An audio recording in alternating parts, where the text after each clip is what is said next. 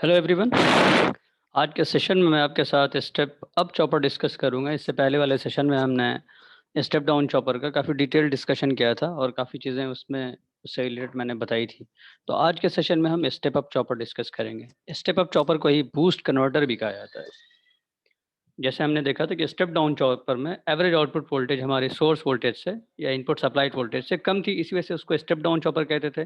Similarly इस case में हम यहाँ देखेंगे कि हमारा एवरेज आउटपुट वोल्टेज हमारे सप्लाइड वोल्टेज से सोर्स वोल्टेज से इनपुट वोल्टेज से ज़्यादा है। इसी वजह से हम इसको स्टेप अप चॉपर कह रहे हैं। ठीक है, तो आइए हम इसे डिस्कस करते हैं। यहाँ मेन क्या चीज़ है इसको स्टेप अप चॉपर कहने की वजह, V O is greater than V S है।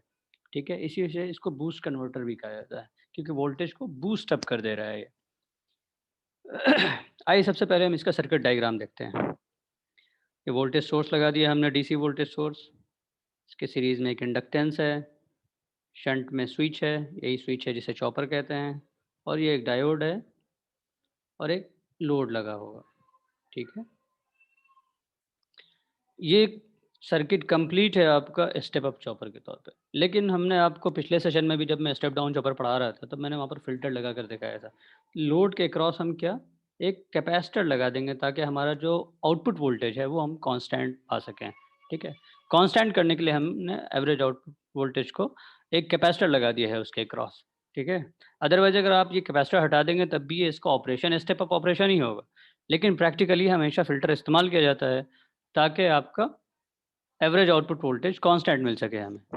ठीक है, इस वोल्टेज को हम कह रहे हैं आउटपुट वोल्टेज। इसमें जाने वाले करंट को आई ज़ीरो, इसमें करंट जाने वाले को आई सी, ये वी सी, ये चॉपर हो गया, ये डायोड है, प्लस माइनस वी एल, इसमें जाने वाले करंट को आई एल, और ये सोर्स करंट। ठीक है, अब हम हमेशा जैसे आप जब भी हमने चॉपर पढ़ा है, चाहे आपको क्लासिफिकेशन पढ़ा है, हमेशा 2 काम करते हैं। पहले चॉपर को ऑन करेंगे, फिर अगले मोड में चॉपर को ऑफ करेंगे। तो अभी दोबारा हम फिर से वही एनालिसिस करेंगे, चॉपर को ऑन करेंगे, चॉपर को ऑफ करेंगे। क्योंकि हम करते क्या है, ड्यूटी रेशियो कंट्रोल के बेसिस पे ड्यूटी रेशियो को कंट्रोल करते हैं और उस कंट्रोलिंग के बेसिस पे हम एवरेज आउटपुट वोल्टेज को चेक करते हैं, एवरेज आउटपुट वोल्टेज को कंट्रोल करते हैं। इसी वजह से अगेन हम क्या काम करेंगे, सबसे पहले मोड ऑफ ऑपरेशन देखेंगे हम जिसमें हमने चॉपर को ऑन किया है, फिर सर्किट का एनालिसिस करेंगे। फिर दूसरे मोड में क्या करेंगे, चॉपर को हम ऑफ कर देंगे, फिर हम सर्किट का एनालिसिस करेंगे। तो जब हम चॉपर को ऑन करेंगे तब भी वोल्टेज अक्रॉस द इंडक्टर देखेंगे और करंट अक्रॉस द कैपेसिटर देखेंगे। सिमिलरली जब हम चॉपर को ऑफ कर दें तब भी हम वोल्टेज अक्रॉस द इंडक्टर देखेंगे और करंट अक्रॉस द कैपेसिटर देखेंगे। वोल्टेज जब देखना होगा तो हम केवीएल लगाएंगे, जब हमें करंट निकालना होगा कैपेसिटर के अक्रॉस तो हम केसीएल लगाएंगे उस नोड पे। ठीक है, ये सब चीज़ें मैं पिछले सेशन में बता चुका हूँ। इस वजह से अगर चीज़ें लग रही है कि थोड़ा फास्ट हो रही है तो आप इससे पहले वाला वीडियो ज़रूर देख लीजिए स्टेप डाउन चॉपर का, आपको चीज़ें क्लियर हो जाएगी। तो आइए हम स्टार्ट करते हैं इसकी एनालिसिस। सबसे पहले मोड 1 की बात करें तो मोड 1 में क्या किया हमने, क्या हम चॉपर को ऑन करेंगे। तो आइए सर्किट डायग्राम देखते हैं कैसा बन जाएगा। वोल्टेज सोर्स है, इंडक्टर है, और ये शॉर्ट हो जाएगा। ठीक है, चॉपर हमने ऑन कर दिया, क्लोज हो गया है। ये ओपन रहेगा डायोड हमारा, कैपेसिटर ठीक है ऑलरेडी चार्ज कैपेसिटर है, और ये लोड के क्रॉस। फिर से नोटेशन दिखा देंगे, ये आई ज़ीरो है, ये वी ज़ीरो लोड के क्रॉस वोल्टेज है, जाने वाला करंट कैपेसिटर में आई सी है, ये प्लस माइनस वी सी है, ये चॉपर शॉर्ट हो गया है, और ये प्लस माइनस वी एल है, इसमें जाने वाला करंट आई एल है, और ये वी एस है। तो सबसे पहले हम देखते हैं कि हमारा इंडक्टर के क्रॉस वोल्टेज की वैल्यू क्या आ रही है। तो अगर आप सिंपल देखेंगे तो यहाँ पर क्या हो रहा होगा, करंट ऐसे, यहाँ पर सप्लाई वोल्टेज सोर्स वोल्टेज क्या हो रहा होगा, इंडक्टर को एनर्जी प्रोवाइड कर रहा है। तो वहाँ क्या हो रहा होगा, इंडक्टर एनर्जाइज हो रहा होगा, मैग्नेटाइज हो रहा होगा, उसकी करंट की वैल्यू उसमें धीरे धीरे बढ़ेगी। ठीक है, तो फर्स्ट में हमने देखा कि फर्स्ट में टोटल सोर्स वोल्टेज जो है वो इंडक्टर के क्रॉस ही जा रहा है। ठीक है, टोटल के टोटल सप्लाई वोल्टेज है ये। फिर अब क्या देखेंगे, अब दूसरा पैरामीटर हम किस में इंटरेस्टेड थे, करंट देखेंगे हम कैपेसिटर के क्रॉस। वो कैसे देख, इस पॉइंट पे हम क्या लगाएंगे, इस पॉइंट पे हम केसीएल लगा देंगे। तो केसीएल लगाएंगे तो क्या देखेंगे, I C plus I naught is equal to zero है, यानी आई सी की वैल्यू माइनस आई नॉट है। तो फर्स्ट केस में हमने यही देखा। यहाँ देख क्या रहे हैं, ये अगेन आपका कैपेसिटर लोड को वोल्टेज करंट प्रोवाइड कर रहा होगा, यहाँ पावर प्रोवाइड कर रहा है कैपेसिटर, क्योंकि कैपेसिटर हमने इस्तेमाल किया क्या है, ऑलरेडी चार्ज कैपेसिटर है जिसका पॉजिटिव प्लेट ऊपर है और नेगेटिव प्लेट नीचे है। तो लोड करंट इसमें फ्लो हो रहा होगा क्योंकि कैपेसिटर लगा हुआ है लोड के क्रॉस। ठीक है, ये हुआ फर्स्ट केस। अब हम दूसरे मोड की तरफ इसी ढंग से जाएंगे और इस दौरान हो क्या रहा है ये मैंने आपको बताया कि इंडक्टर क्या है, इंडक्टर एनर्जाइज हो रहा है। ठीक है, हाफ एल आई स्क्वायर उसके अंदर एनर्जी स्टोर हो रही है। और इन टर्म्स अगर वोल्टेज की बात करेंगे तो वोल्टेज उसके अंदर क्या हो जाएगा, L D I by D T हो जाएगा। ठीक, अब देखिए मोड टू की बात करते हैं। मोड टू में क्या कहा हमने, मोड टू में हम करेंगे चॉपर को ऑफ। जैसे ही हम चॉपर को ऑफ करेंगे तो फिर हम सर्किट की कंडीशन देखेंगे। चॉपर को ऑफ करने का मतलब है कि ये चीज़ ओपन हो गई, तो ये टोटल चीज़ें ऐसे जाएंगी, हम इसका एनालिसिस करेंगे। तो इसी सेम सर्किट को आप देखिए, हमने यहाँ वोल्टेज सोर्स लगा दिया, इंडक्टर लगा दिया। अब ये शंट ब्रांच में कुछ नहीं जाएगा। अब यहाँ डायोड था, डायोड को शॉर्ट कर देते हैं। ठीक है, ये कैपेसिटेंस है, ये लोड है और सर्किट कुछ इस ढंग का होगा। ठीक है, plus minus V L, plus minus V S, V C, V zero, इसमें जाने वाला करंट आई नॉट, इसमें जाने वाला करंट आई सी और यहाँ जाने वाला करंट आई एल या आई एस। ठीक है, अब हम क्या देखेंगे, अगेन हम देखेंगे वोल्टेज किसके क्रॉस, वोल्टेज अक्रॉस इंडक्टर और करंट अक्रॉस हम चॉपर देखना चाहेंगे। तो हम अगेन क्या करेंगे, पहले मैंने आपको बताया कि ये इंडक्टर क्या है, अब इसके पास L D I by D T energy, L D I by D T इसके पास वोल्टेज है। और चूंकि इंडक्टर का नेचर क्या होता है कि करंट के रिवर्सल को अपोज करता है, चेंज इन करंट को अपोज करता है, तो करंट उसी डायरेक्शन में फ्लो होता रहेगा जैसा उसमें करंट फ्लो हो रहा था। आप डायरेक्शन देख रहे हैं करंट का कि करंट इस डायरेक्शन में फ्लो हो रहा था, सेम डायरेक्शन। लेकिन क्या अभी inductor as a voltage source behave कर रहा होगा ना, जिसकी वोल्टेज की वैल्यू क्या है, L D I by D T. तो पोलैरिटी जो है इंडक्टर की वो रिवर्स हो जाएगी। पोलैरिटी रिवर्स हो जाएगी, इसका क्या मतलब है, अब इंडक्टर इस ढंग से काम करेगा, तभी तो ये सोर्स की तरह बिहेव करेगा। अगर पोलैरिटी रिवर्स नहीं करेगा तो वो सोर्स कहाँ रहा। ठीक है, तब तो वो सिंक की तरह काम करे। तो पोलैरिटी इसकी रिवर्स हो जाएगी। ये सब चीज़ें आप लोगों ने नेटवर्क में पढ़ रखा होगा कि पोलैरिटी पर क्या इफेक्ट पड़ता है और इंडक्टर में और कैपेसिटर में। तो मैं इसका डिटेल में नहीं जाऊंगा, लेकिन ये चीज़ आप समझ रखिए कि अभी यहाँ पर सोर्स और इंडक्टर दोनों ही वोल्टेज सोर्स की तरह बिहेव कर रहा होगा और ये कंबाइंड फॉर्म में आउटपुट लोड को ये एनर्जी प्रोवाइड कर रहा होगा। तो यहाँ पर अगर अभी आप देखेंगे तो यहाँ हमें सबसे पहले एनालिसिस के तौर पे देखना क्या है, इंडक्टर का वोल्टेज और कैपेसिटर का वोल्टेज। लेकिन आउटपुट वोल्टेज अभी मिल क्या रहा है, आउटपुट वोल्टेज वी एस भी मिल रहा है और L D I by D T भी मिल रहा है। तो अभी आप देख सकते हैं यहाँ पर इस चीज़ का क्लियर कट कि आउटपुट वोल्टेज वी एस से ज़्यादा है ना। जैसे ही आउटपुट वोल्टेज वी एस से ज़्यादा क्या हुआ हुआ तो इसको क्या कहेंगे, स्टेप अप ऑपरेशन कहेंगे।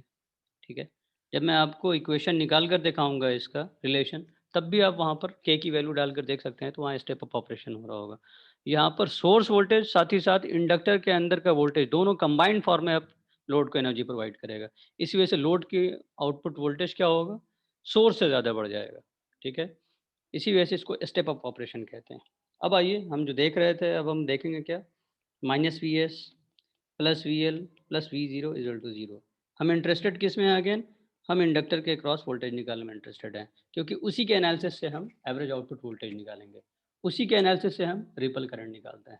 ठीक है, तो यहाँ क्या निकलेगा, वी एल की value V S minus V zero. चूँकि पोलैरिटी रिवर्स हुई है इस वजह से मैं इसको उल्टा कर देता हूँ, we zero minus V S. ठीक है, ताकि आपको वोल्टेज की वैल्यू नेगेटिव दिखे। सिमिलरली हम क्या कह रहे थे, करंट भी देखेंगे हम। तो करंट अभी क्या दिखेगा, करंट देखिए, यहाँ करंट आई एल आ रहा है। इस नोड पे देखिए एक आई सी इधर डिवाइड हुआ और एक आई जीरो इधर डिवाइड हुआ। तो अगर वहाँ हम नोडल एनालिसिस लगाएंगे इस नोड पे, तो आई एल बराबर क्या हो जाएगा, आई सी भी हो जाएगा और प्लस आई ज़ीरो हो जाएगा। हम इंटरेस्टेड किस में है, आई सी में। तब हमारा आई सी क्या हो जाएगा, I L minus I zero. ठीक है, वोल्टेज की वैल्यू भी हमें मिल गई है। अब हमारे पास क्या है, अब हम सिंपली आपको आउटपुट वोल्टेज निकालना बताएंगे। आउटपुट वोल्टेज मैंने क्या बताया था कि average voltage across the inductor 0 होता है, ठीक है। या इसको हम दूसरे फॉर्म में बोलते हैं volt second balance. Volt second balance से क्या होगा, जो total area under the curve, कौन सा कर्व, जो हम कर्व बनाएंगे लोड के क्रॉस के वोल्टेज का, वो जीरो होगा, ठीक है। एवरेज वोल्टेज उसके अक्रॉस जीरो होगी। तो अभी हमने कर्व नहीं बनाया, लेकिन हमने उसका रिलेशन फाइंड आउट कर लिया है। तो आप रिलेशन से डायरेक्ट निकाल सकते हैं। हमने सबसे पहले देखेंगे कि क्या वोल्टेज है इंडक्टर का टी ऑन में, और क्या इंडक्टर है वोल्टेज का टी ऑफ में। टोटल एरिया निकल जाएगा और इसको जीरो कर देंगे। ये डायरेक्टली हम क्यों कर रहे हैं, क्योंकि हमें जो वेवफॉर्म मिल रहा है वो बहुत स्टैंडर्ड सा मिल रहा है। वोल्टेज का डीसी होने की वजह से बिल्कुल स्टैंडर्ड वेवफॉर्म आ रहा है, तो हम उसका डायरेक्ट एरिया निकालने के लिए इंटीग्रेट न करके सिंपल रेक्टेंगल का जैसे एरिया निकालते हैं उस ढंग से हम एरिया निकाल दे रहे हैं, ठीक है। तो हम देखते हैं कि हमारे पास क्या आया है। सबसे पहले केस में हमारे पास वी एल, जिसको वी एल वन, इसको वी एल टू कह दीजिए। जब मोड वन में मेरे पास वी एल की वैल्यू क्या आई है, वी एस के बराबर है, तो इसको हम लिख देंगे V S into T on. Mode two में हमारे पास क्या है value, V S minus V zero, ठीक है। और इसको हम क्या लिखेंगे, टी ऑफ। जब हमारा टर्न ऑफ था चॉपर तब ये आया है। अब इस चीज़ को आप अगर सॉल्व करेंगे तो V S T on plus T off आ जाएगा, और ये आ गया है आपका V S into, sorry V zero into T off है, V zero into T off. इसको लिखा जा सकता है V S into capital T total time. इसको लिख सकते हैं हम one minus K into total time, ठीक है। यहाँ से हमें एवरेज आउटपुट वोल्टेज की वैल्यू क्या आ रही है, V S upon one minus के। यही आपका स्टेप अप चॉपर का रिलेशन है एवरेज आउटपुट वोल्टेज का, V S upon one minus के। आप चूंकि जानते हैं कि के की वैल्यू वन से कम होगी, ठीक है, हमेशा, तो डिनोमिनेटर क्या होगा, डिनोमिनेटर यहाँ पर कम होगा ना। लेस देन वन से अगर किसी चीज़ को डिवाइड करिए तो उसकी वैल्यू क्या होगी, बढ़ जाएगी ना। तो एग्जैक्टली यही चीज़ है, इसी वजह से इसको स्टेप अप चॉपर कहते हैं। और कॉन्सेप्ट वाइज क्या है, चूंकि इंडक्टर फर्स्ट हाफ में जिस टाइप हमने चॉपर ऑन किया था वो एनर्जाइज हो था, अपने अंदर एनर्जी स्टोर करता है। और जब हम एनर्जी, जब चॉपर को ऑफ करते हैं तो सोर्स वोल्टेज प्लस इंडक्टर का वोल्टेज लोड को सप्लाई, लोड को मिलता है। इसी वजह से लोड के क्रॉस जो वोल्टेज आता है वो सप्लाई वोल्टेज से ज़्यादा हो जाता है। इसी वजह से इसको स्टेप अप ऑपरेशन कहते हैं। ये आपका एवरेज आउटपुट वोल्टेज का इक्वेशन हो गया। इसी ढंग से हम क्या देखेंगे कि हमारा करंट का इक्वेशन क्या रहा था। करंट के इक्वेशन का मैंने आपको बताया कि एनर्जी कंजर्वेशन प्रिंसिपल लगाएंगे, इनपुट वोल्टेज और आउटपुट वोल्टेज को इक्वेट कर देंगे। तो इनपुट वोल्टेज कैसे निकल सकता है, वी एस आई एस से। आउटपुट वोल्टेज कैसे निकलेगा, वी जीरो आई जीरो से। हमें रिलेशन फाइंड आउट करना है आई एस आई नॉट के बीच में, ठीक है। आप वी एस को यूं ही छोड़ दीजिए, इसको V S upon one minus के लिखा जा सकता है, ठीक है। तो यहाँ से जो आपको आउटपुट करंट की वैल्यू आएगी वो I S into one minus के आएगी, ठीक है। इसी वजह से आप डायरेक्ट अगर इस ढंग से लिखना चाहें तो आप लिख सकते हैं V zero upon V S I S upon I zero बराबर one upon one minus K. देख लीजिए, ठीक है। V zero upon V S बराबर I S by I naught is equal to one by K, ठीक है। तो ये रिलेशनशिप आपको मिल के आता है, ये है स्टेप अप ऑपरेशन। जिस ढंग से अब हमने बात किया था आपके स्टेप डाउन चॉपर में भी कि हमारे पास रिपल्स क्या आए हैं करंट में, और चेंज इन वोल्टेज क्या है आउटपुट वोल्टेज में, हम तो उसके बारे में भी थोड़ा सा डिस्कस कर लेंगे। तो अगर हम दोबारा चाहें कि डिस्कस करें कि भाई हमारा रिपल क्या आया, ठीक है, ये हमारा चेंज इन वोल्टेज क्या है, तो उसका भी तरीका मैंने आपको बताया था। लेकिन उसको जानने से पहले जो चीज़ मैंने रिलेशन बेसिक फाइंड आउट किया है उसके बेसिस पे हम पहले वेव फॉर्म बना लेते हैं कि किस ढंग से हमारे डिफरेंट वोल्टेज प्रोफाइल मिल रहा है, क्या करंट प्रोफाइल कैसा है कैपेसिटर के क्रॉस, वोल्टेज के क्रॉस, ठीक है। पहले अब हम वेव फॉर्म ड्रॉ कर लेते हैं ताकि आपको और समझने में आसानी हो। सबसे पहले आप इंडक्टर के क्रॉस का करंट देखिए। तो सबसे पहले क्या है, सबसे पहले जब हमने चॉपर ऑन किया, ठीक है, आप इतने पीरियड को ऑन पीरियड मानिए, तो इस पीरियड में क्या होगा, चॉपर का करंट एक मिनिमम से एक मैक्सिमम वैल्यू पे जाएगा, ठीक है। डेफिनेटली हम स्टडी स्टेट एनालिसिस की बात कर रहे हैं क्योंकि हमने जीरो से नहीं शुरू किया है, डायरेक्ट एक मिनिमम वैल्यू से स्टार्ट किया। और फिर जब हम चॉपर को ऑफ कर देंगे, यानी जिस टाइम डायोड कंडक्ट कर रहा हो, टेक किए, घटकर मिनिमम वैल्यू पर आ जाएगी, ठीक है। फिर से मैक्सिमम मिनिमम यही कंटिन्यूअस चलता रहेगा, लेकिन हम चूँकि सिर्फ एक ही पीरियड में इंटरेस्टेड हैं, इस वजह से इसके आगे हम प्लॉट नहीं कर रहे हैं। तो ये क्या हो गया, इस टाइम आपका चॉपर कंडक्ट कर रहा था, यहाँ पर आपका डायोड कंडक्ट कर रहा था। ये पीरियड क्या है, टी ऑन पीरियड है, ये क्या है, टी ऑफ पीरियड है, ठीक है। इंडक्टर में राइज और फॉल हो रहा है, शुरुआत में एनर्जाइज हो रहा था इंडक्टर, इस वजह से राइज हुआ, बाद में वो एनर्जी डिसिपेट हो रहा होगा, वो एनर्जी दे रहा है लोड को, ठीक है। तो उसके अंदर का करंट जो है वो धीरे धीरे क्या होगा, फॉल होगा, हाफ एल आई स्क्वायर कम होता जाएगा, ठीक है। इसी ढंग से अगर हम इंडक्टर के क्रॉस के वोल्टेज को देखें, इंडक्टर के क्रॉस के वोल्टेज को देखा जाए तो जब हम टर्न ऑन था, देखिए जब हमने इंडक्टर को टर्न ऑन किया, सॉरी चॉपर को टर्न ऑन किया था मोड 1 में, तो हमारा इंडक्टर की वोल्टेज वी एस के बराबर थी, और जब हमने ऑफ किया था तो हमारे इंडक्टर की वोल्टेज क्या थी, we S minus V zero थी, ठीक है। तो इसी चीज़ को हम यहाँ दिखा देंगे, जब तक हमारा ऑन पीरियड है तब तक इसकी वैल्यू क्या है, इसकी वैल्यू है वी एस। जब हमने ऑफ किया तो क्या हुआ, इसकी वैल्यू निगेटिव हो गई थी, पोलैरिटी रिवर्स हुआ था, और वो पोलैरिटी क्या थी, ये वैल्यू क्या थी, है था, ठीक है। तो ये हो गया आपका वोल्टेज के अक्रॉस के, जो इंडक्टर के अक्रॉस वोल्टेज है उसका प्रोफाइल कुछ इस ढंग से बनेगा, और इसी के बेसिस पे हमने एवरेज आउटपुट वोल्टेज निकाला है आपके सामने, ठीक है। सिमिलरली अब देखिए लोड करंट की बात करें तो लोड करंट अगर आप ऑब्जर्व करेंगे तो लोड हमेशा ही करंट फॉलो, उसमें फ्लो हो रहा है लोड में करंट। स्टार्टिंग में जब आपने चॉपर ऑफ किया तो एनर्जी उसको मिल रही थी with the help of capacitor, और जब बाद में आपने चॉपर को ऑफ कर दिया है तो डायोड के ज़रिए सोर्स और इंडक्टर दोनों के दोनों एनर्जी प्रोवाइड कर रहा था। तो हमारा चॉपर का जो सॉरी हमारा जो आउटपुट करंट है वो हमारा एवरेज करंट और ये कांस्टेंट रहेगा, ठीक है। सिमिलरली अब हम देखें कि कैपेसिटर के क्रॉस करंट क्या है, क्योंकि हमने रिलेशनशिप फाइंड आउट किया था कैपेसिटर के क्रॉस के करंट का भी। तो कैपेसिटर के क्रॉस करंट क्या देखा था स्टार्टिंग में, कैपेसिटर के क्रॉस के अगर करंट को देखें तो शुरुआत में उसकी वैल्यू थी, जब तक टर्न ऑन था, टर्न ऑन टाइम में उसकी वैल्यू क्या थी, माइनस आई ज़ीरो। आप देख सकते हैं चॉपर का भी हमने रिलेशन करंट निकाला है, मोड 1 में अगर आप देखेंगे तो इसकी वैल्यू माइनस आई ज़ीरो के बराबर थी, इसी चीज़ को हमने वहाँ पर दिखा दिया है कर्व में।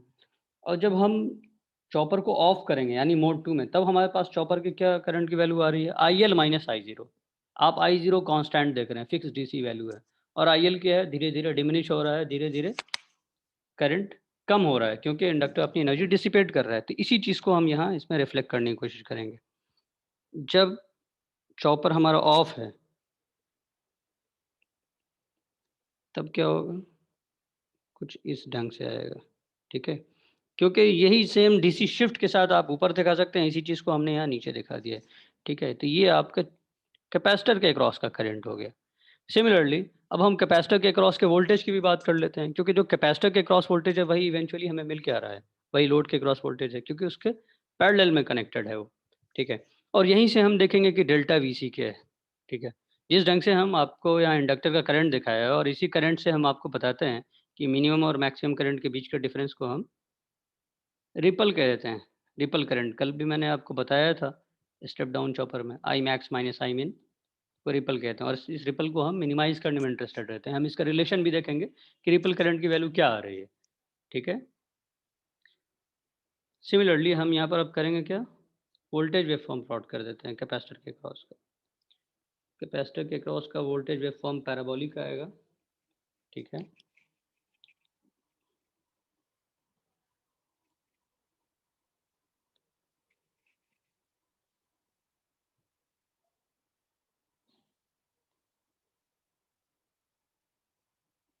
कुछ इस ढंग के इसका आएगा, बिहेवियर होगा कुछ इस ढंग का, और ये एवरेज वोल्टेज है, ठीक है।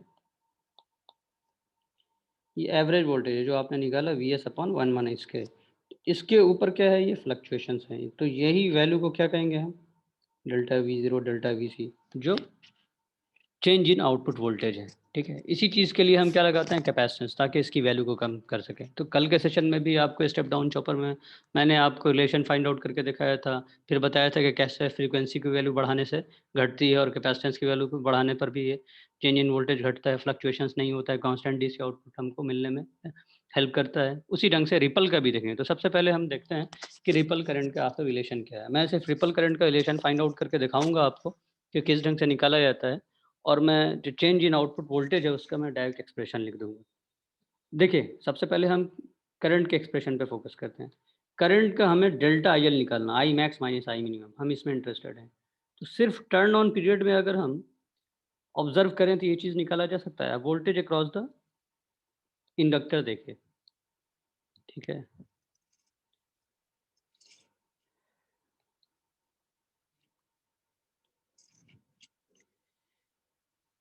वोल्टेज अक्रॉस द इंडक्टर देखिए, ये क्या होता है, L D I by D T होता है। अब voltage across the inductor turn on period में क्या है, ये आपका वी एस है। तो आप इसको V S equal to L D I by D T भी लिख सकते हैं। अब करना क्या है, इसको इंटीग्रेट करना है। कहाँ तक, ज़ीरो से टर्न ऑन टाइम तक। और सिमिलरली एल डी आई को इंटीग्रेट करना है, कहाँ तक, ज़ीरो से टर्न ऑन टाइम तक। तो ये हो गया we S into T on, ठीक है। ये L D I T on तक कहाँ जाएगा, ये यही तो है, आई मैक्स से आई मिनिमम हो रहा है। टी ऑन पे आई मैक्स है, जब जीरो पे जा रहे हैं, जिस टाइम हम बंद कर रहे हैं तो उस टाइम क्या है, मिनिमम करंट है। तो इस चीज़ को हम क्या लिख सकते हैं, we S into T on divide by L, और इसको क्या लिख सकते हैं, डेल्टा आई एल। यही रिपल इन करंट है। तो रिपल करंट का हमारे पास रिलेशन क्या निकल कर आ रहा है, V S upon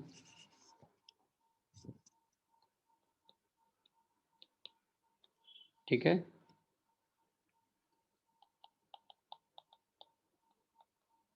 T on को क्या लिखा जा सकता है, इसी को उठाकर ऊपर आप एफ ले जा सकते हैं, तो टी ऑन को के बाई एफ लिख सकते हैं। इसी चीज़ को हमने यहाँ रिप्लेस कर दिया इस इक्वेशन में, ठीक है। तो ये डेल्टा आई एल का रिलेशन हमें याद रखना है, के V S upon F L.